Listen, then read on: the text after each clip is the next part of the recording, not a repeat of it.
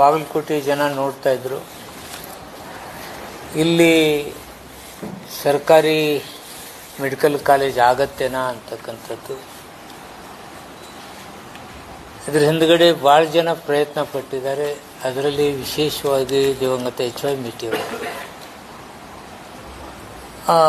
ಇಲ್ಲಿ medical college ಬರಲೇಬೇಕಂತಕ್ಕಂಥ ರೀತಿಯಲ್ಲಿ ಬಹುಶಃ ಅವರು 10 ವರ್ಷದಿಂದ ಇದ್ರ ಬೆನ್ನು ಬಿದ್ದಿದ್ರು ಅವರು.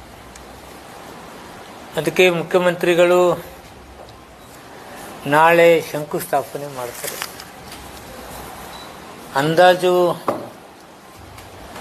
450 ಕೋಟಿ ರೂಪಾಯಿ ಈಗಾಗಲೇ ಅದಕ್ಕೆ ತೆಗೆದಿಟ್ಟಿದೆ. ಟೆಂಡರ್ ಆಗಿದೆ. ಈ ಕೆಲಸ ಪ್ರಾರಂಭ ಆಗಬೇಕು. ಇನ್ನು ಕೆಲವದ್ರ ಜೊತೆಗೇನೆ ಕೃಷ್ಣಾ ಮೇಲ್ದಂಡೆ ಯೋಜನೆಗೆ ಮುಳುಗಡೆ ಆಗ್ತಕ್ಕಂಥ ರೈತರಿಗೆ ನೀರಾವರಿ ಇದಕ್ಕೆ 40 ಲಕ್ಷ ಹಾಗೂ ಒಣ ಬೇಸಾಯಿಗೆ 30 ಲಕ್ಷಂತೆ ಕೊಡಲು ಚಾಲನೆ ನೀಡ್ತಾ ಇದೆ. ಚಾಲನೆ ಮುಖಾಂತರ ಪ್ರಾರಂಭ ಮಾಡ್ತಕ್ಕಂಥ ಕೆಲಸ ಇವತ್ತಾಗ್ತದೆ, ನಾಳೆ.